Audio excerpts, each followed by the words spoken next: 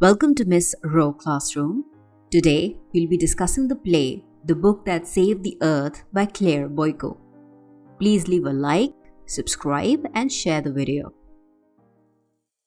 The Book That Saved the Earth is a humorous science fiction play set in the future. A historian explains how Earth was saved from a Martian invasion in 2040. The Martian leader, the great and mighty think tank, sends a team to Earth. The team enters a public library but mistakes books for sandwiches and communication devices. When they read nursery rhymes from Mother Goose, Think Tank misinterprets them as signs of Earth's advanced and dangerous power. Frightened, he cancels the invasion and evacuates Mars. Thus, a simple book prevents war and saves the Earth. Let's begin with the play. The play is set in the 25th century inside the Museum of Ancient History on Earth.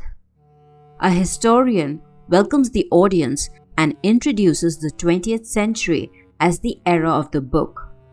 The era earned the name because books, as sources of knowledge, guided people in how, when, where, and why to do things, inspiring respect for learning. The historian reveals that books once did something extraordinary. They saved the Earth from a Martian invasion in 2040. She activates the history scope to show how a simple book prevented a global disaster. The 20th century was called the era of the book because books were central to education, communication, and daily life, containing knowledge on almost every topic. The scene shifts to Mars Space Control, ruled by the great and mighty think tank, an arrogant Martian with an enormous balloon-like head, symbolizing pride and false intelligence. Think Tank constantly praises himself and demands elaborate greetings, showing his vanity and intolerance of correction. His apprentice, Noodle, obeys him respectfully and flatters him to avoid offense. Think Tank decides to invade Earth, dismissing it as an insignificant and primitive planet. So, the Martians plan the attempted invasion of Earth under the leadership of the great and mighty think tank.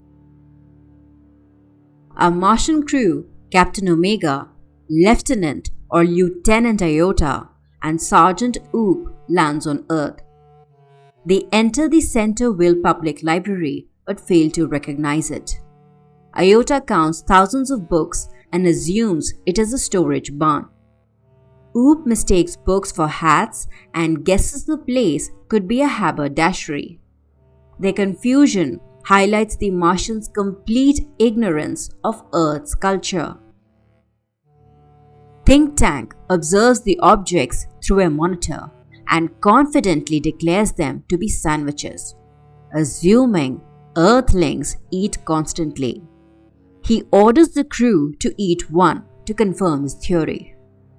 Sergeant Oop bites a book and finds it dry and tasteless, but lies to avoid displeasing Think Tank.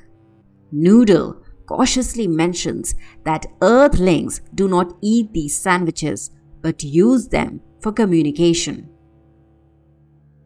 Think Tank instantly adopts Noodle's idea and claims the books are communication sandwiches, refusing to admit his mistake. He orders the crew to listen to the books. When no sound is heard, Noodle politely suggests that Earthlings open and watch them instead. Think Tank again takes credit for the idea, asserting its infallibility, the inability to be wrong.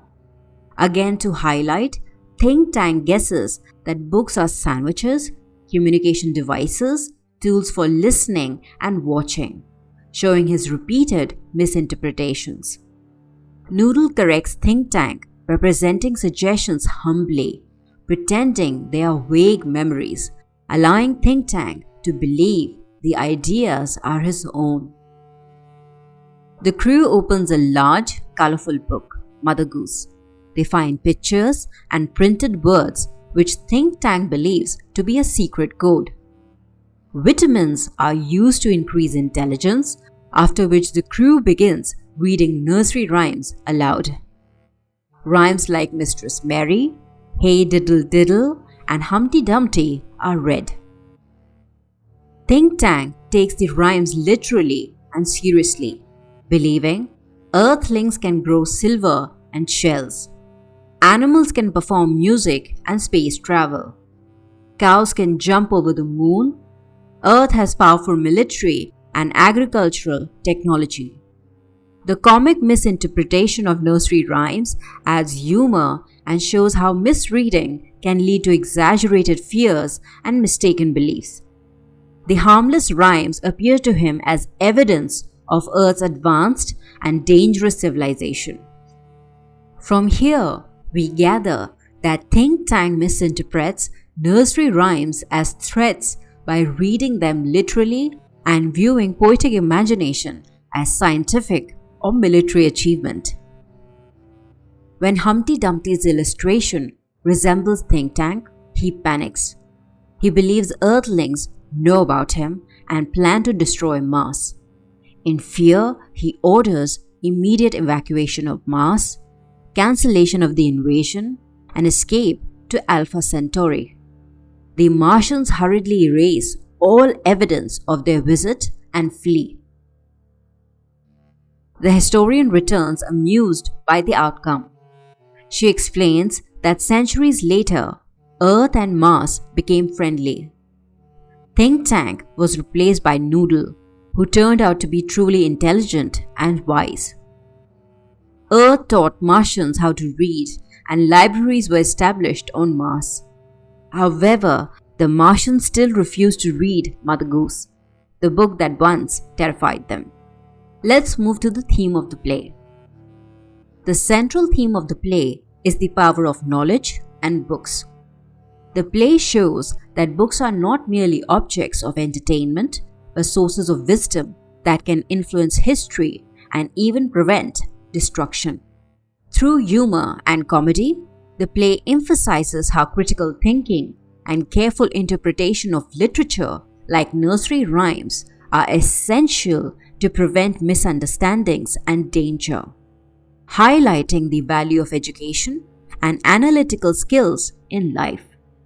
The character of Think Tank represents false pride and superficial intelligence, whereas Noodle represents quiet wisdom and humility. The play also conveys that imagination and literature can be stronger than weapons, proving that knowledge, not force, ultimately saves civilization. Next part is important, so please pay attention. The play humorously shows how ignorance, arrogance, and lack of understanding can lead to disastrous decisions. The play highlights how books are powerful tools for knowledge and peace, encouraging the audience or readers to value learning as a means to harmony. Noodle represents quiet wisdom, while Think Tank represents loud ignorance, highlighting the importance of genuine understanding over arrogance. The story reinforces why books are a human's best companion. They educate, enlighten, and protect civilization itself. To summarize the explanation, the book that saved the earth demonstrates that true power resides in knowledge, humility, and understanding, highlighting the vital role of education in promoting peace and preventing conflict. Books, simple, innocent, and imaginative, become instruments of peace rather than conflict. The play combines science fiction elements with comic misinterpretations and farce through exaggerated characters. At the same time, it is didactic, teaching the value of books, knowledge, and wisdom in an entertaining way. The play ultimately affirms that education and humility lead to progress, while ignorance invites fear and destruction. Thus, the play ends with a meaningful reminder that books and learning remain humanity's greatest defense against misunderstanding and war. And that's a wrap on our Class 10 videos. Thank you for your support and for being part of our channel. It has been a pleasure creating content for our Class 10 subscribers. I have learned a lot alongside you, and I hope you have gained valuable knowledge from the dedicated Class 10 playlist you helped create. Wishing you the best of luck on your board exams. You're going to ace them.